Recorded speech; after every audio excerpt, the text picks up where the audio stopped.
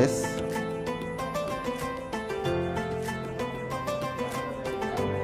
Boleh mula Ustaz? Bismillahirrahmanirrahim. Alhamdulillahirabbil alamin wassalatu wassalamu ala asyrafil anbiya'i wal mursalin wa ala alihi wa sahbihi ajma'in. Allahumma la sahla illa ma ja'altahu sahla wa anta taj'alul hazna idza syi'ta sahla. Ya hayyu ya qayyum bi rahmatika nastaghith. Aslih li sya'na kullahu wa la takilna ila nafsina tarfata 'aini. Assalamualaikum warahmatullahi wabarakatuh.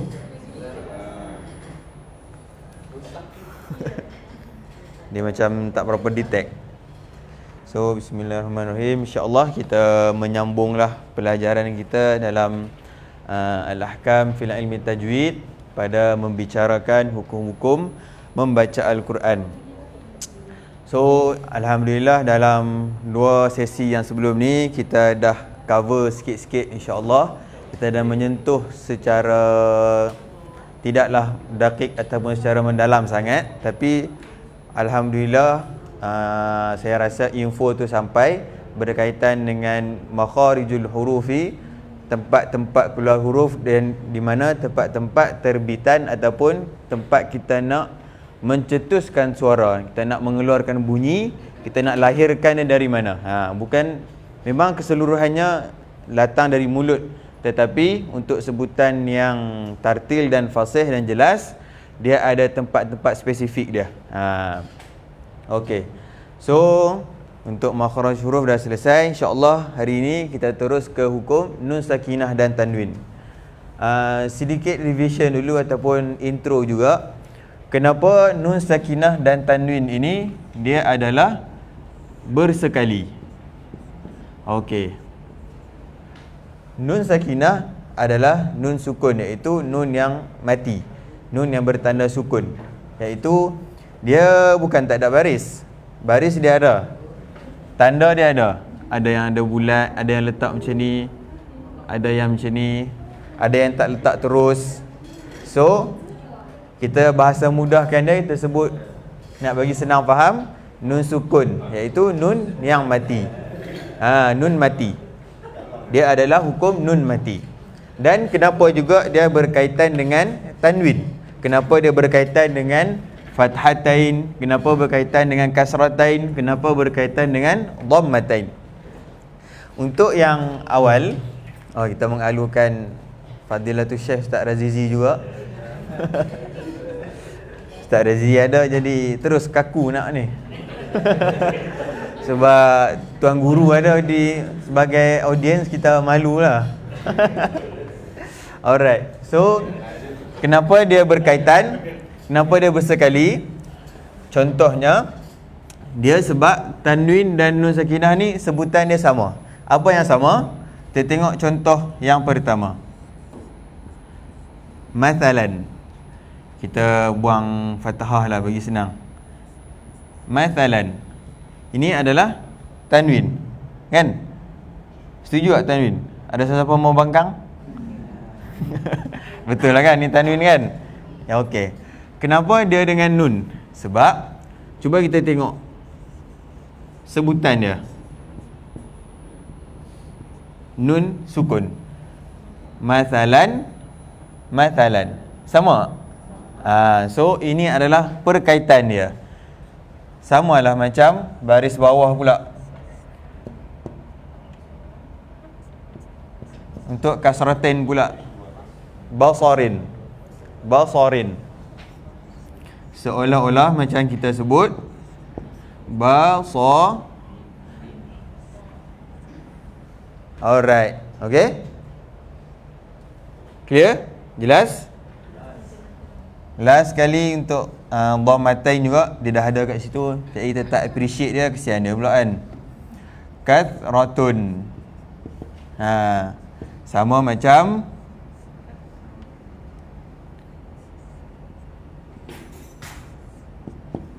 kathratun. Itulah perkaitan. Kenapa nun sakinah dan tanwin dia duduk bersekali. Dia tak boleh pisah. Dia tak boleh bercerai, talak berapa pun tak boleh. Dia memang sehidup semati sampailah kiamat. Dekat syurga kita baca Quran juga ke Ustaz?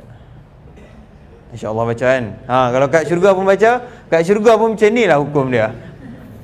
Okey? Clear? Okey. Allah. Terus kepada hukum nun sakinah dan tanwin.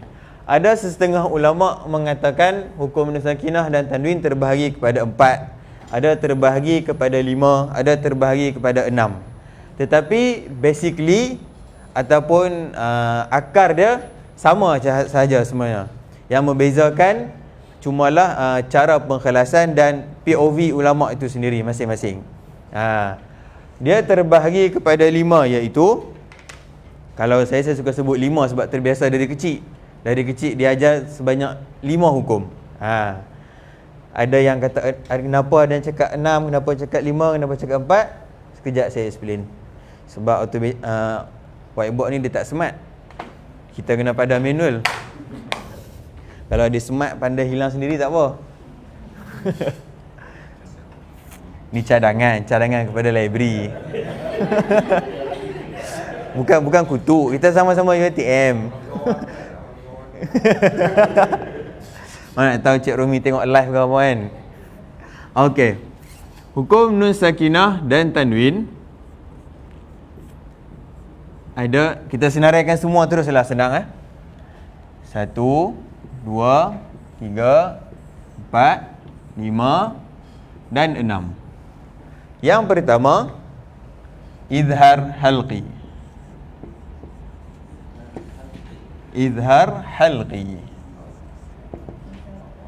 Izhar bermaksud jelas, zahir. Minta maaf zahir dan batin. Minta maaf yang jelas dengan yang tak nampak. Inilah izhar, dia jelas. Halqi sebab dia adalah huruf yang terletak di halqum, di tenggorokan. Kalau setengah kita ada tulis tenggorokan. Dia halqum. Dia daripada bawah halqum sampai ke tengah halqum sampai atas sekali, semua huruf halqum yang ke-6 tu semua adalah huruf dia. Dia dah patternkan, dah terimakkan semua huruf dia. Dari bawah ha,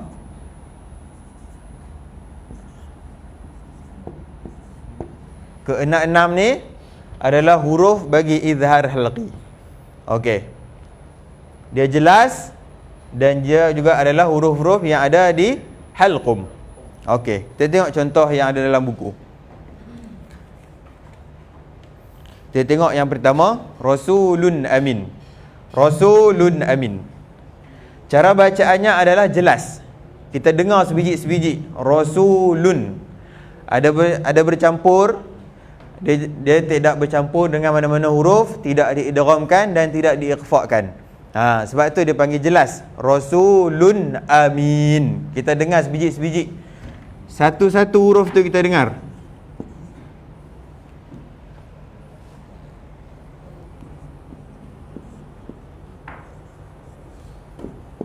Dekat mana izhar halqi dia? Tanwin bertemu dengan dekat sini.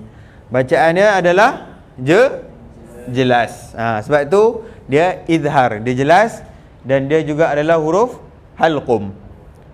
Rasulun Amin. Dia tidak idgham. Dia tidak rasul idgham. Idgham tak boleh buat contoh, memang tak boleh masuk. Dia tidak dengung pun tidak. Dia bukannya Rasulun Amin, tidak. Kalau kita baca izhar halqi dan kita rasa kat sini, maksudnya kita teridghamkan dia. So kena buang dia daripada sini, biarkan dia jelas di tempat halqum sahaja. Rasulun Amin. Rasulun Amin. Boleh baca?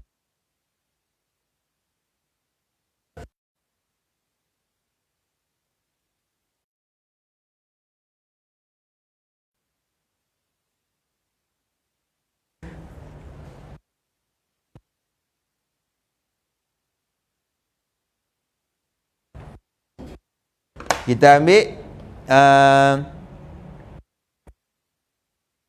hada, khada.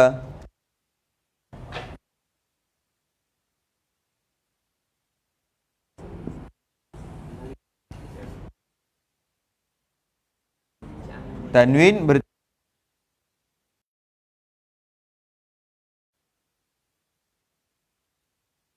Ha. Je.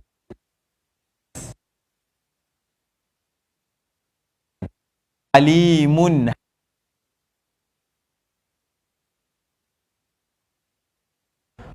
Ramai-ramai.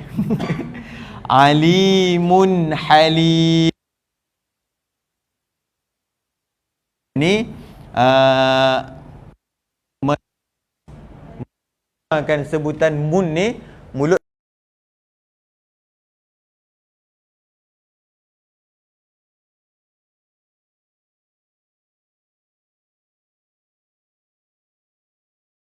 nah terkedepan. Alimun halim. Tapi kita cuba tengok pelan-pelan lah. Alimun ha. Tarik balik mulut tu. Ha. Jangan biarkan dia termuncung. Ha. Tak jadi. Ha pula yang salah. Dia dah jelas kat sini. Jangan campurkan dia dengan sini. Ha. Dia air sirap je ni. Dia kosong je. Dia tak campur dengan susu. Campur dengan susu dia jadi bandung. Ha. Itulah konsep izhar halqi. Okey? Clear? Untuk izhar halqi? Jelas? Atau mau contoh lagi? Tak, kalau satu lagi contoh pun free je. Ni bukannya ada subscription premium ke apa, tak ada. Okey ya? Kalau dah okey, nak pindah pindah boleh pindah? Boleh. Kalau habis awal pun, buka puasa je 6.30 juga, sama je. Okey. Kita pergi kepada idgham bi gunnah dahulu. Idgham yang dengung. Idgham. Bukan idgham. Dia bukan idgham. Walaupun kita ejaan dengan Melayu idgham, tapi sebutan dia adalah idgham. Idgham. Bi gunnah. Bi gunnah. Ha. Yang ini pula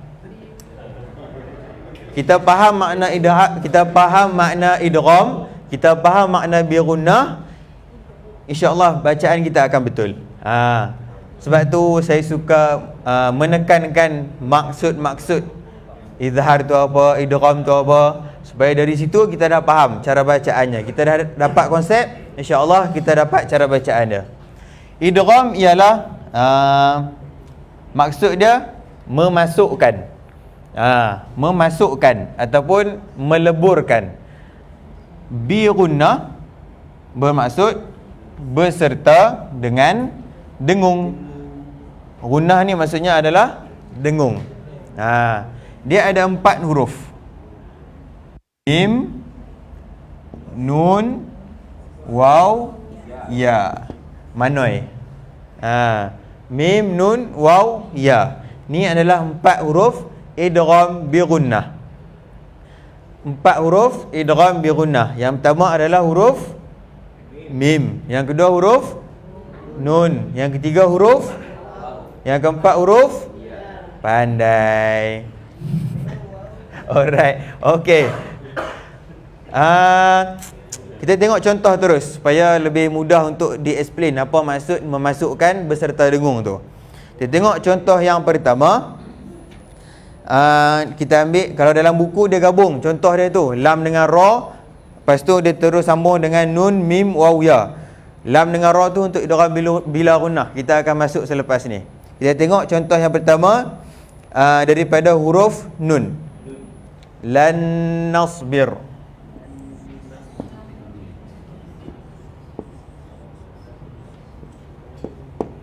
Kita tengok nun mati bertemu dengan huruf bertemu dengan huruf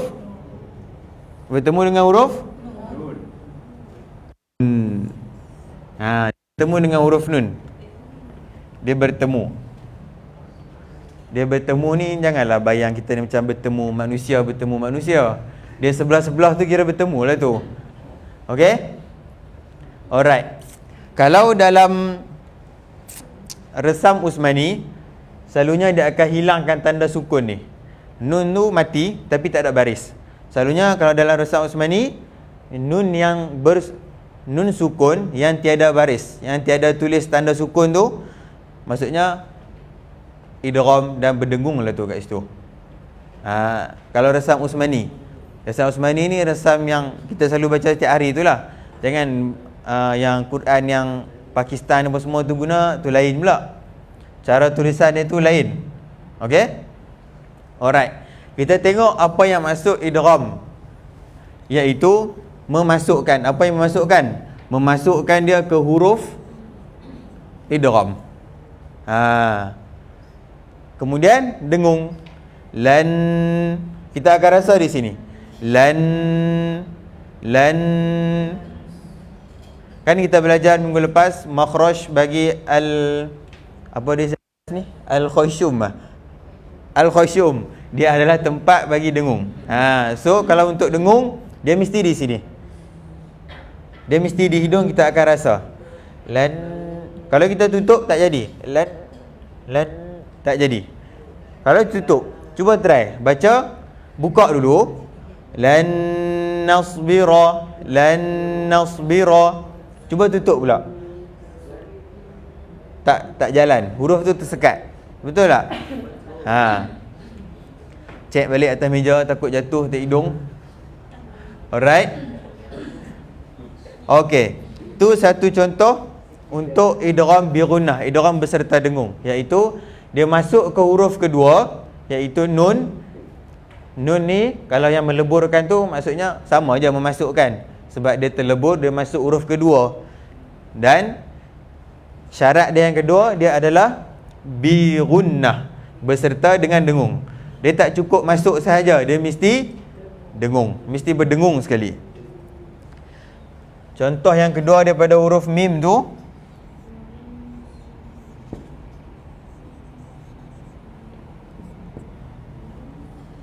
wa man ma'ahu. Wa man, mulut akan tertutup lah sebab sebut huruf mim. Kalau tadi lan, mulut terbuka sebab makhraj nun.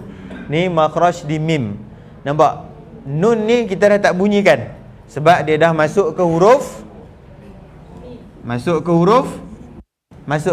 mim. Sebab itulah ada idgham. Dia dah idgham ke huruf mim. Dan dia ada dengung. Wa mam. Sebut dia biasa-biasa saja. Jangan kita kemam. Wa mam. Jangan sampai bibir tu masuk ke dalam. Biasa-biasa je. Wa mam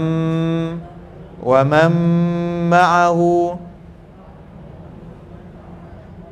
Okey, clear untuk idgham bi gunnah? Alright. Untuk dengung pula, berapa harakat, berapa lama kita perlu dengung?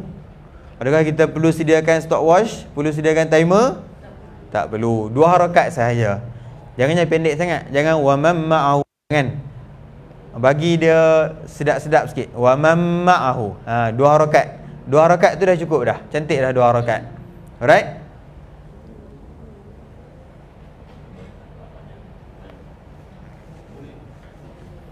Okey.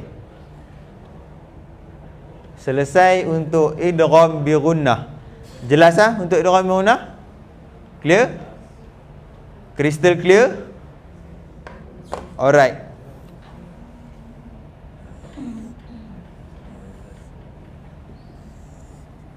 Kita pergi pula kepada yang ketiga, iaitu idgham bila gunnah.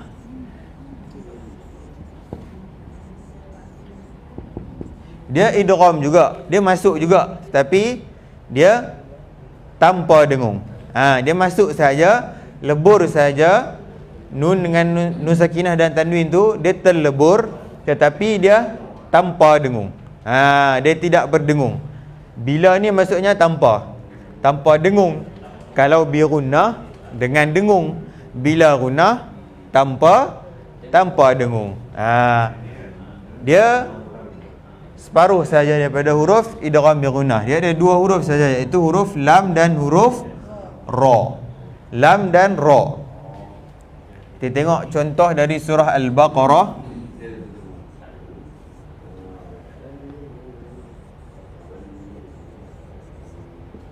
Hudal lil muttaqin. Hudal lil muttaqin. Hudal lil muttaqin. Tengok cara bacaan dia. Dia di sini kita anggap ya ni tiada. Dia terus bertemu dengan lam. Alright? Tanwin bertemu dengan lam, maka hukum dia adalah idgham bila gunnah. Idgham bila gunnah. Dia idgham, dia masuk juga. Dia masuk juga ke dalam huruf lam. Macam mana kita tahu dia masuk? Sebab bila kita baca, dia akan bunyi bukannya hudal, bukannya hudan. Dia akan bunyi hudal. Hudal. Hudal. Dia bunyi lam tu. Hudal. Sebab tu kita tahu dia masuk ke dalam lam. Hudal. Kita takkan baca dengan hudan. Kita tak baca hudan. Kita akan terus hudallil. Hudallil. Terus ke lam. Masuk terus ke dalam lam. Leburkan terus tanwin tu ke dalam lam. Hudal. Okey? Bila gunnah. Tanpa dengung. Masuk sahaja, jangan dengung. Jangannya hudal. Tak boleh. Dia tidak berdengung. Dia masuk sahaja tanpa dengung. Hudal lil muttaqin. Sebab tu bacaan dia terus sahaja. Hudal lil muttaqin. Dia masuk idgham tapi tidak dengung. Hudal lil muttaqin. Macam tu. Dia tidak berdengung. Kalau berdengung, dia akan tertahan. Hudal lil muttaqin. Dia tidak berdengung. Hudal lil muttaqin. Sekali harum, sekali jalan je semua. Alright? Jelas?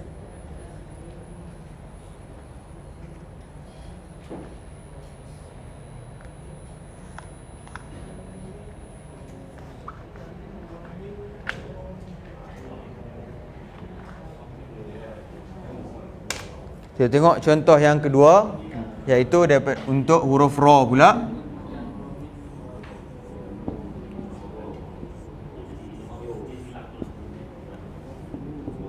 Ghafurur Rahim. Ghafurur Rahim. Yang ni mungkin tak berapa clear sebab ra yang pertama, huruf yang pertama ni pun adalah huruf ra juga. Kita ambil contoh yang kedua. Mir rabbikum.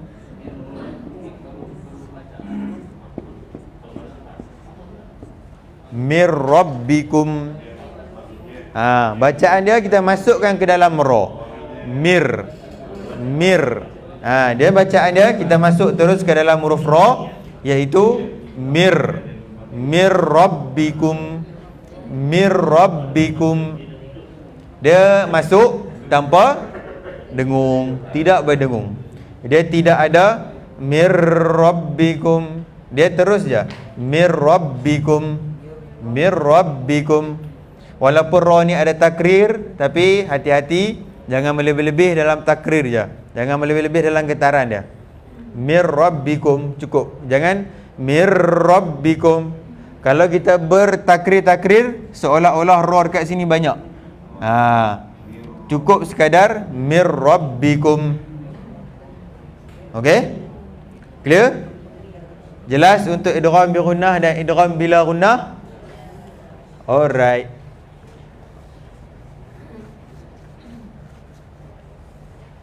Kita pergi pula kepada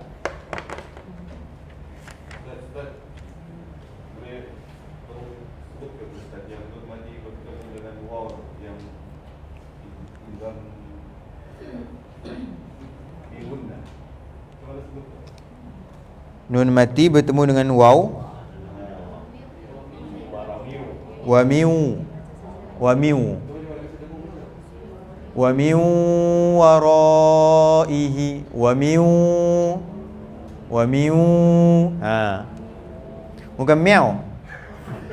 Hati-hati. Dia bukan miau. Dia wa min. Wa min. Kalau mulut tak muncung, dia tak sampai bunyi miu tu. Wa min. Wa min. Alright, jelas untuk contoh tu? Clear? Boleh ya? Ada apa-apa soalan lagi? Clear? Okey? Okey, boleh kita pergi next? Boleh ya?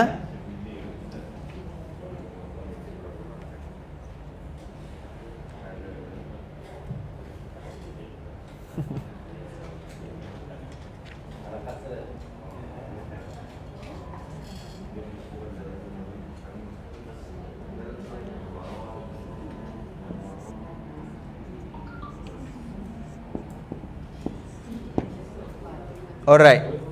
Next, kita pergi dulu kepada iqlab. Iqlab. Iqlab. Iqlab ni pun bacaan dia adalah dengung. Dia cara bacaan dia adalah dengung. Iqlab ni huruf dia satu saja, iaitu huruf ba. Huruf ba. Bacaan dia adalah berdengung. Untuk iqlab, dia adalah agak unik sedikit. Huruf dia adalah huruf ba. Tapi tempat dia dalam Quran, apabila terjadi hukum iqlab, dia akan ditulis dengan mim. Dia akan ditulis dengan mim kecil kat atas tu. Mim dia tu bertulis, kalau Quran yang kita selalu baca setiap hari tu, dia bertulis macam ni. Dia ekor mim tu ke bawah. Ekor mim ke bawah untuk iqlab. Dia bukannya ekor ke belakang. Kalau yang ini, ni adalah tanda waqaf, tanda untuk berhenti. Ni bukan iqlab. Jangan keliru. Yang mim macam ni, mim kecil macam ni, ini baru tanda untuk iqlab. Bukannya mim yang ekor dia ke belakang. Alright? Clear? Alright. Kita tengok contoh.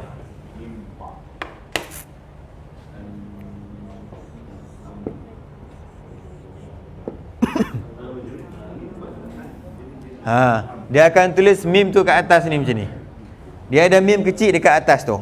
Kalau iqlab, dia tidak ditulis bukan macam ni ya. Dia macam ni. Mim yang ekor ke bawah, bukannya mim yang ekor ke belakang. Kalau yang ini tanda untuk waqaf, berhenti. Yang ini barulah tanda iqlab. Cara bacaan iqlab adalah kita menukarkan makhraj dia ataupun sebutan dia daripada huruf ba kepada huruf mim. Sebab tu dia ditulis dengan mim kecil. Sebab cara dengung dia, kita membunyikan huruf mim. Sebab tu dia ditulis mim kecil. Dia tak mim. Dia bukannya mib. Dia bukannya mib. Dia adalah mim.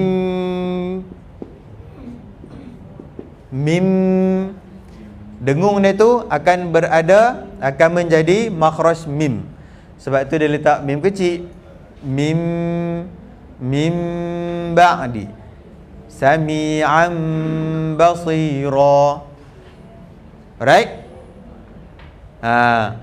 Jangan kita berdengung dia dengan huruf ba. Tak jadi. Dia dengung dia adalah dengan huruf mim. Sebab iqlab, apabila nun mati ataupun tanwin bertemu dengan ba, dia akan bertukar menjadi makhraj mim. Sebab tu ada tulis mim kecil. Okey? Clear untuk iqlab? Jelas Satu saja huruf dia. Dia tak banyak. Dia lah paling pemurah. Semua dia bagi ke orang. Dia ambil satu je. Ba. Okey?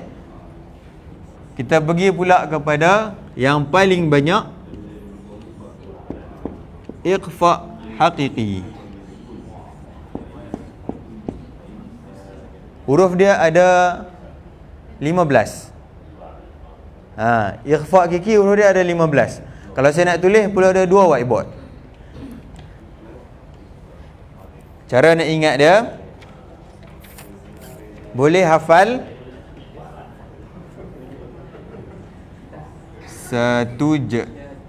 Satujza saddaqa fathiq dha ta zin.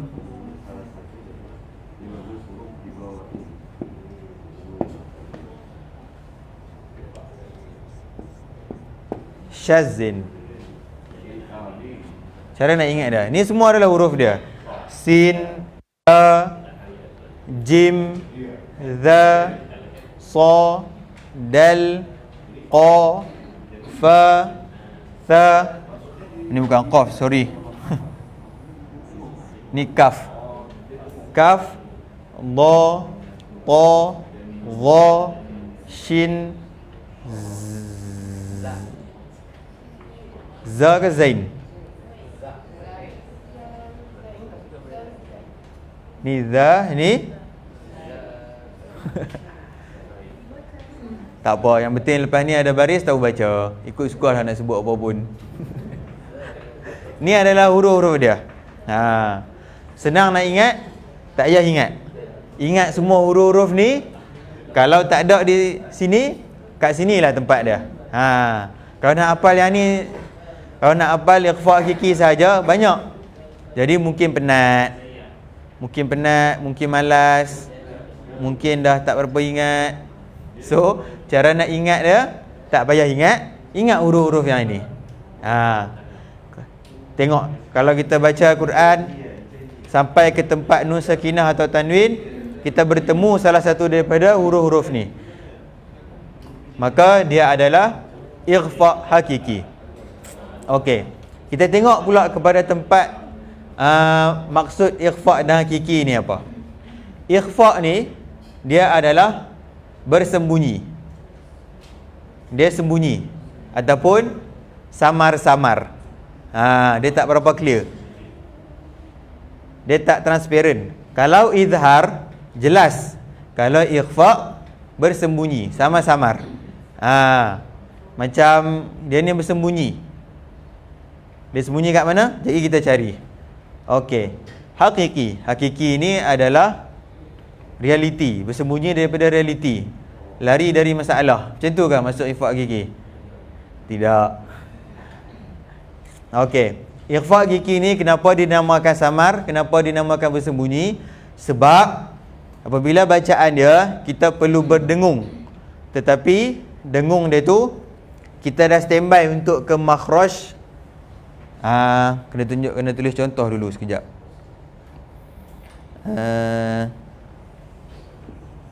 Min thamaratin. Kalau yang tadi kita dah tahu dengung dia mim. Nampak? Bila kita dengung tu, makhraj tu dah sampai ke, kena tulis juga mim ba. Apabila kita mendengungkan untuk idgham bi gunnah, sebutan dengung dia tu kita dah sampai ke makhraj ba. Mim ba'di. Kan? Faham tak? Ke tak berapa jelas? Ke perlu air 100% halu setin dua?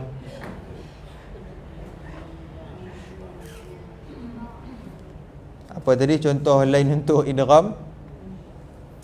Wa mam.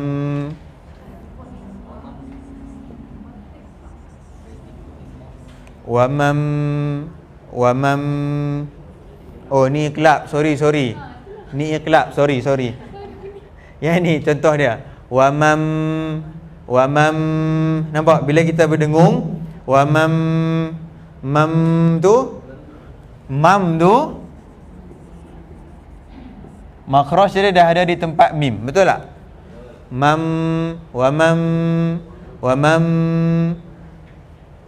Yang ini ikhfa, makhraj dia tak macam sini kan huruf sa. Ni huruf sa. Huruf sa makhraj dia adalah lidah menyentuh gigi bahagian atas kan? Sa. Tapi bila kita dengung, lidah jangan letak di situ lagi. Jangan min. Tak. Tu bukan ikhfa. Lidah dalam mood standby.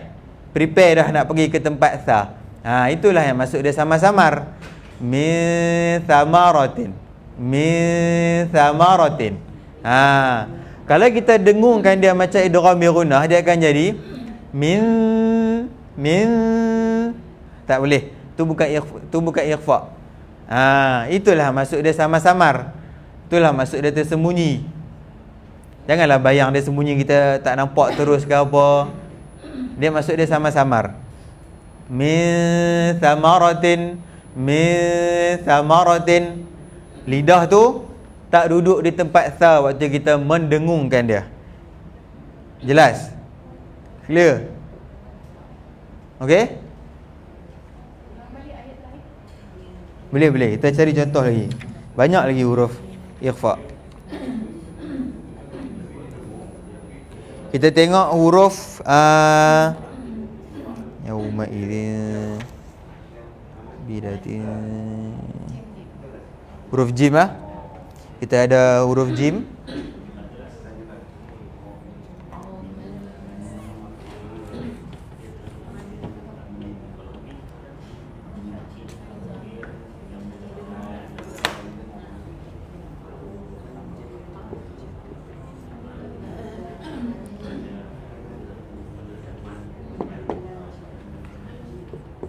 Okey, ni tanwin fathatain bertemu dengan jim ataupun nun sakinah bertemu dengan jim.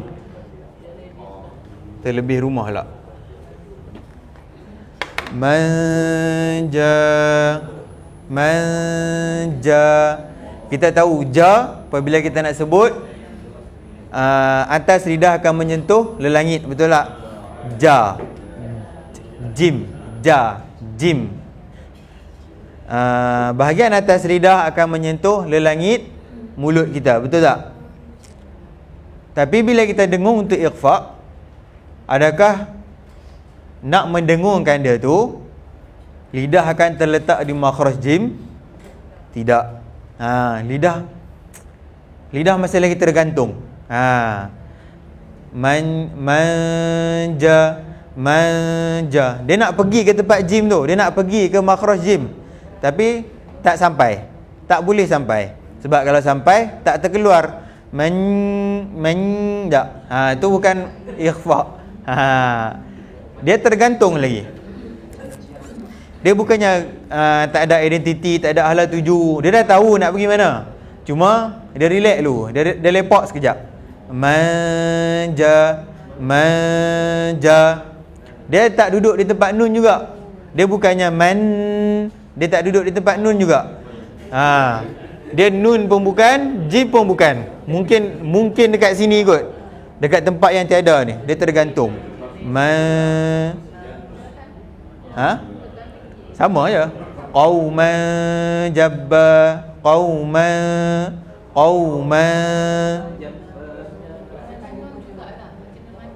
Ya, sama. Sebab tu yang tadi tu explain awal tadi tu, masalan dengan nun mati dengan masalan tanwin kan sama.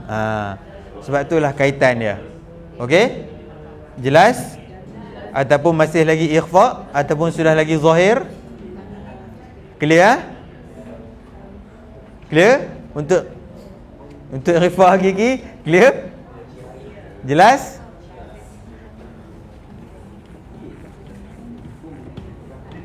Janganlah kita ni pula qauma, kita gantung dia tu sampai tak bunyi apa.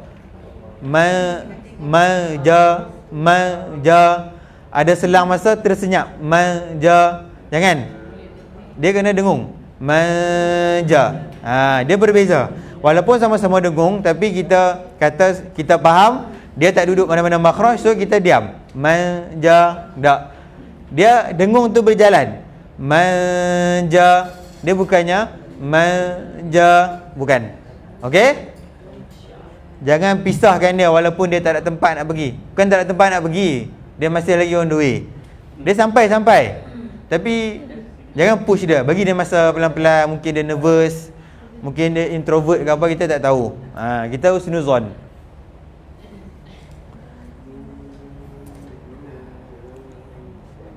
Belanja lagi, contoh lagi. Sebelum kita pening-pening. Huruf apa lagi?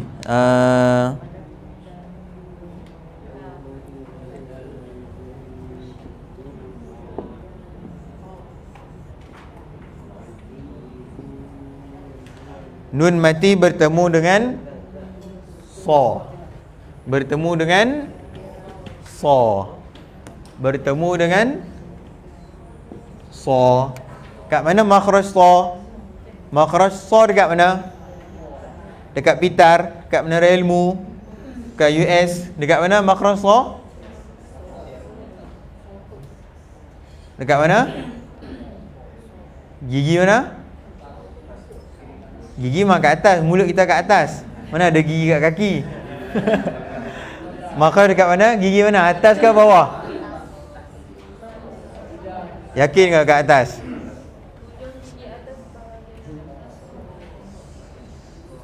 Ya ke dekat gigi atas?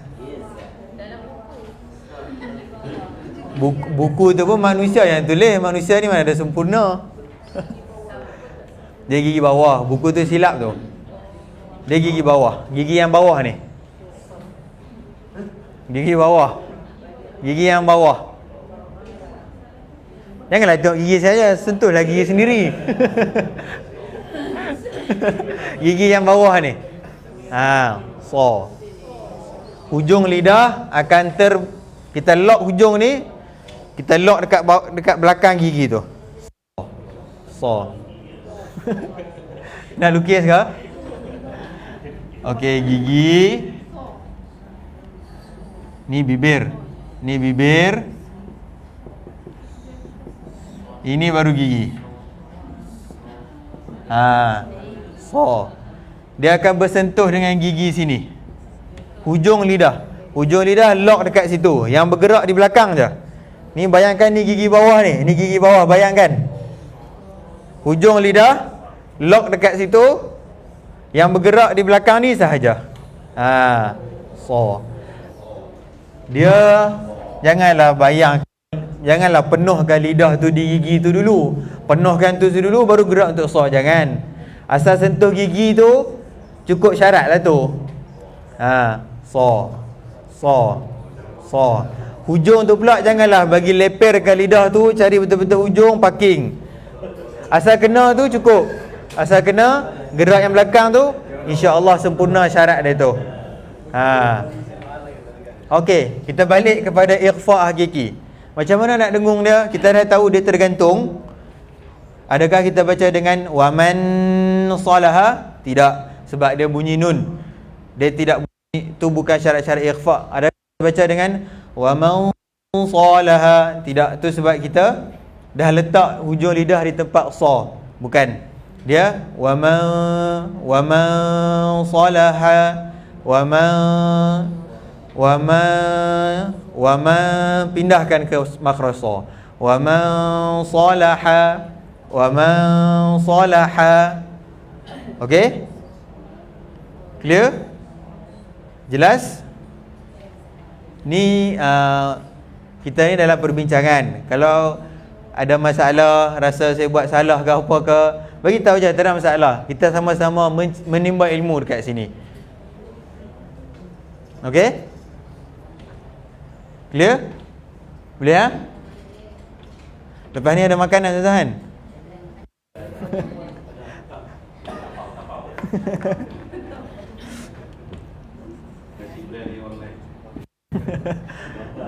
Okey. Clear untuk rifaq hakiki. Rasanya tak boleh kot nak tunjuk sebutan untuk semua 15 huruf dia, sebab masa pun sejam je. Kita semua pun dah tak ada OT, bajet kena potong. Okey. Last kali kita ada izhar mutlak. Cukup tak 6? 1, 2, 3, 4, 5, 6. Sekejap lagi saya explain kenapa yang tadi tu. Kenapa ada kata 4, kenapa ada kata 5, kenapa ada kata 6. Izhar mutlak.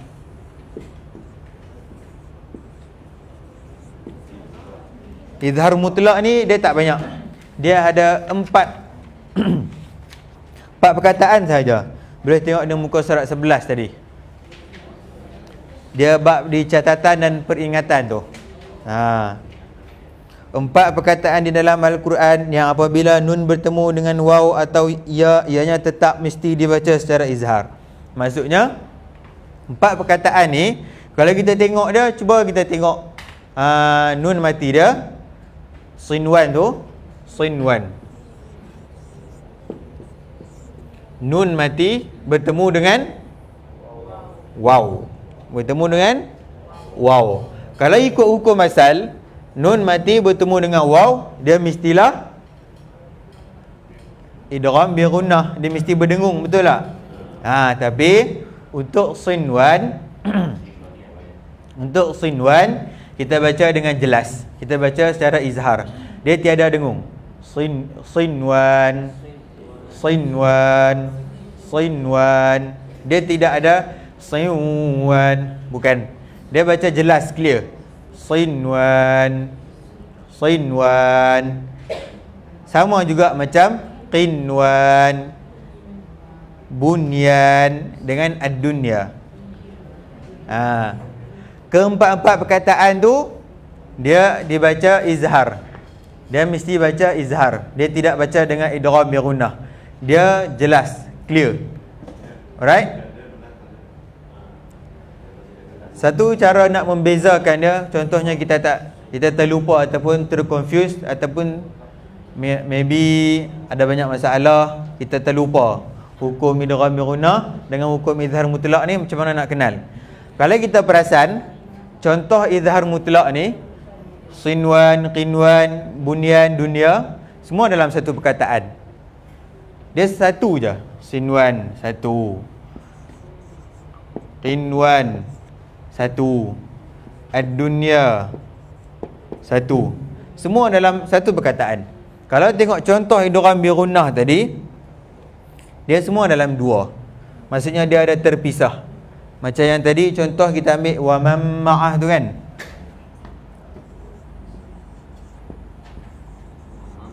Nampak? Satu, satu. Dia dua, dia asing. Itu idgham bi gunnah. Kalau izhar mutlak, satu sahaja. Tiada pengasingan, tiada perpisahan. Okey? Alright? Clear? Jelas Berbaki lebih kurang 10 minit kan Ustaz? Berbaki lebih kurang 10 minit. Kita go through contoh satu persatu insya-Allah. Alright? Kita buka balik kepada hukum izhar. Penutup dia, kenapa ada yang mengatakan 6 hukum, kenapa ada kata 5, kenapa ada kata 4? Pendapat 6 sebab dia memisahkan semua. Izhar satu, idgham bi gunnah satu, idgham bila gunnah satu, iqlab satu, ikhfa kiki satu, izhar mutlak satu. Pendapat yang mengatakan 5, dia menggabungkan idgham bi gunnah dengan idgham bila gunnah tu dalam satu bab. Cuma bab tu terbahagi kepada 2, bila gunnah dan juga bi gunnah. Pendapat yang mengatakan 4, izhar mutlak, dia keluarkan daripada hukum nun sakinah dan tanwin. Dia adalah hukum yang stand alone, hukum yang asing, dan dia menggabungkan idgham tadi. Idgham tu dia kata dalam satu bab. Idgham bi gunnah, idgham tu satu, kemudian terbahagi kepada 2, bi gunnah dan bila gunnah. Itulah kenapa setengah ulama mengatakan hukum nun sakinah dan tanwin ada 6.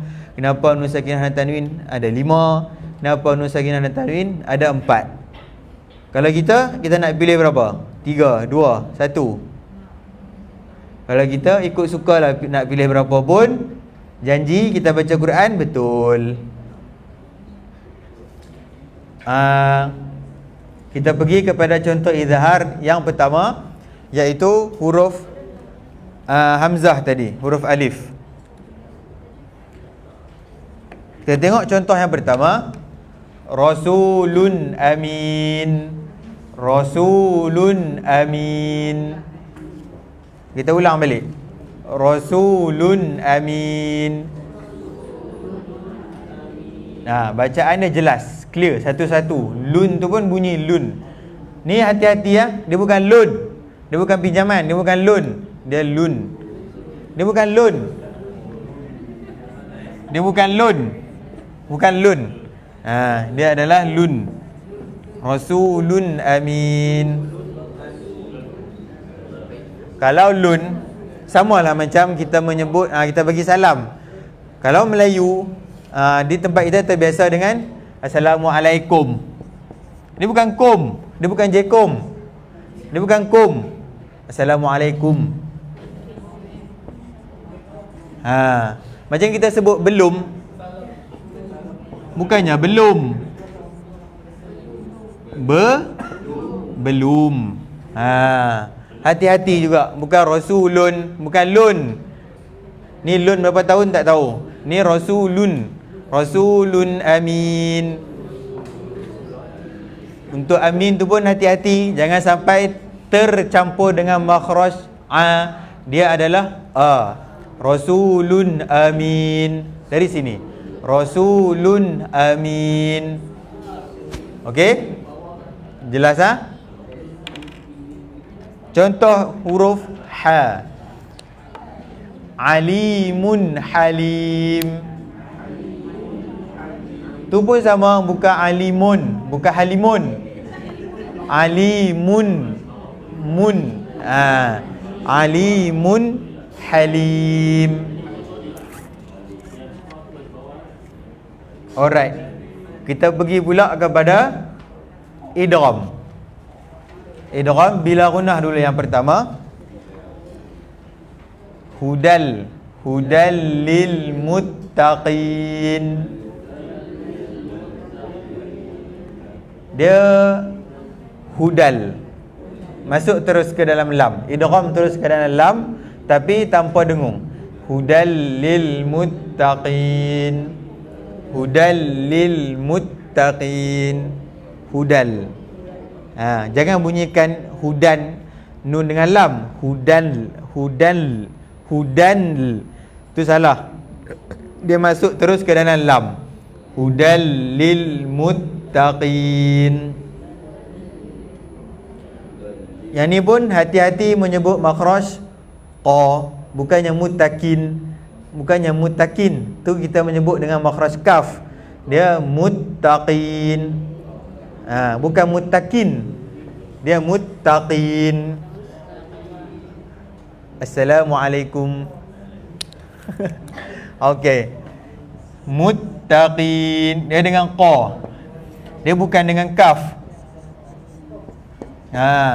Kalau dengan kaf, dia lembut sikit. Muttaqin. Dia kena tekan sikit sebab dia adalah dengan qa. Muttaqin. Alright. Tengok contoh untuk ra pula. Ghafurur rahim. Ghafu. Fu, mulut akan terdepan sebab kita menyebut huruf, kita menyebut baris dhammah. Dhammah. Fu. Ghafu. Ghafurur rahim. Ghafu. Fu. Masuk ke dalam ra, bukannya ra yang run tu, yang rahim tu. Ghafurur rahim. Sebab tanwin dia adalah bukannya daripada fa ataupun waw tu, dia daripada ra yang berada di perkataan ghafurun tu. Kalau kita baca dengan jelas, dia akan bunyi ghafurun rahim. Dia akan bunyi run. Dia tak bunyi masuk. Kalau bunyi memasukkan, dia akan bunyi rur. Rur. Kalau kita baca dengan jelas, dia akan bunyi ghafurun. Itu salah. Dia kena masukkan ke dalam ra. Leburkan ra tu ke ra yang kedua. Ghafurur. Ghafurur. Okey? Clear? Jelas Kita tengok contoh nun. Lan nasbira. Lan nasbira. Lan nasbira. Nun, tengok dia tulis nun yang pertama tu sukun, mati kan? Tapi ada tanda sabdu, ada tanda sukun tak? Tiada kan? Itulah cara kita nak kenal. Salah satu tips untuk kita tahu kena dengung ataupun tidak untuk nun sakinah tu. Dalam Quran dia ada tulis macam tu. Lan, masuk ke dalam nun yang kedua terus. Lan, dan dengung. Dengung jangan panjang-panjang sangat, 2 rakaat cukup. Lan. pegang kat sini kita akan rasa dengung. Lan. Kalau tak rasa diri sendiri punya, cuba pegang yang kawan punya. Lan nasbira. Cuba kita tutup terus hidung kita. Lan tak sampai, tak bunyi kan? Sebab dengung dari sini.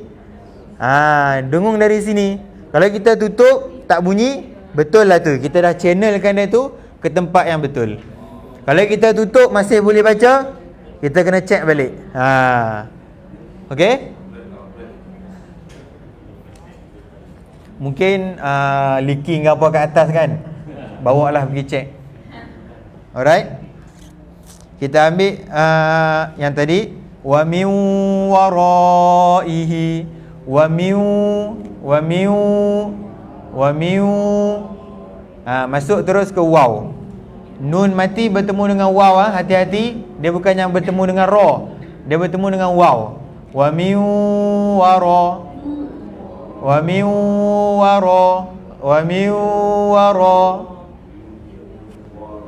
Nak sebut waw tu pula, mulut jangan wow, jangan muncung, sebab dia berbaris atas.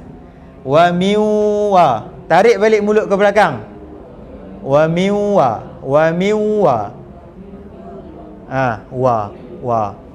Wa.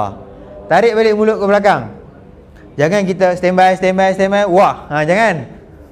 Relax je. Wa miwara.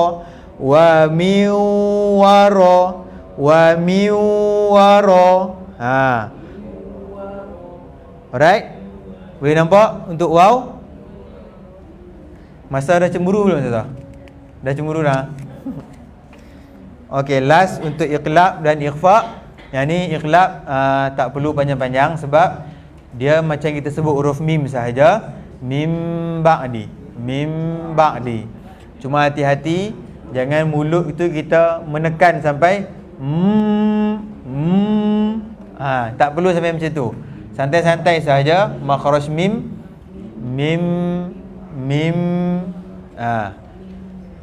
Untuk ikhfa pula, konsep dia macam tadi. Dia lidah tak sentuh lagi makhraj yang kita nak pergi tu. Masih lagi tergantung lidah. Dia tergantung maksudnya bukannya dia duduk saja. Kalau dia duduk saja rehat dalam, tak boleh sebut. Dia tergantung. Dia dah naik, nak pergi dah ke makhraj tu, tapi tak sampai lagi, tak pergi lagi dekat situ. Contohnya, saihatin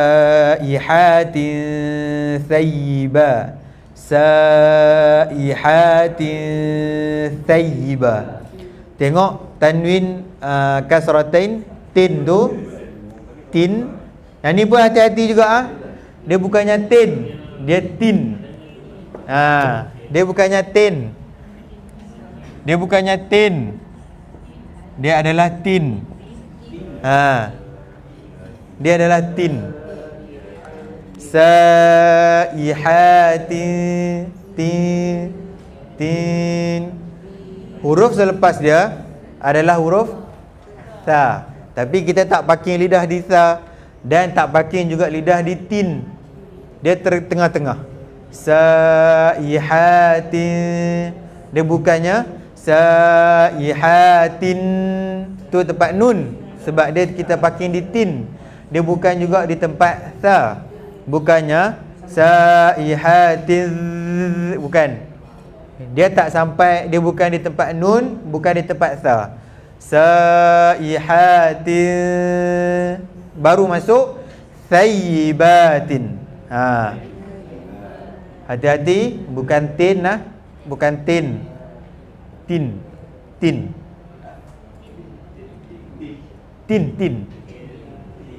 Untuk tanwin dia tu tin, tapi dengung dia bukannya tin, dengung dia saihatin, tin. Mulut akan terbuka sikit. Tin. Kalau kita letak lidah di tempat tin, lidah tu dia akan parking di tempat nun. Salah. Sebab ikhfa dia samar-samar. Kalau dia letak di tempat nun, kita tahu tu nun. Kalau terletak di tempat tha, kita tahu tu adalah tha. Dia samar-samar, dia tersembunyi. Okey? Jelas? Sadaqallahul azim. InsyaAllah untuk hari ini sekian saja. Apa yang baik daripada Allah, apa yang terkurang daripada kelemahan diri saya sendiri, saya serahkan kepada Ustazah Majidah.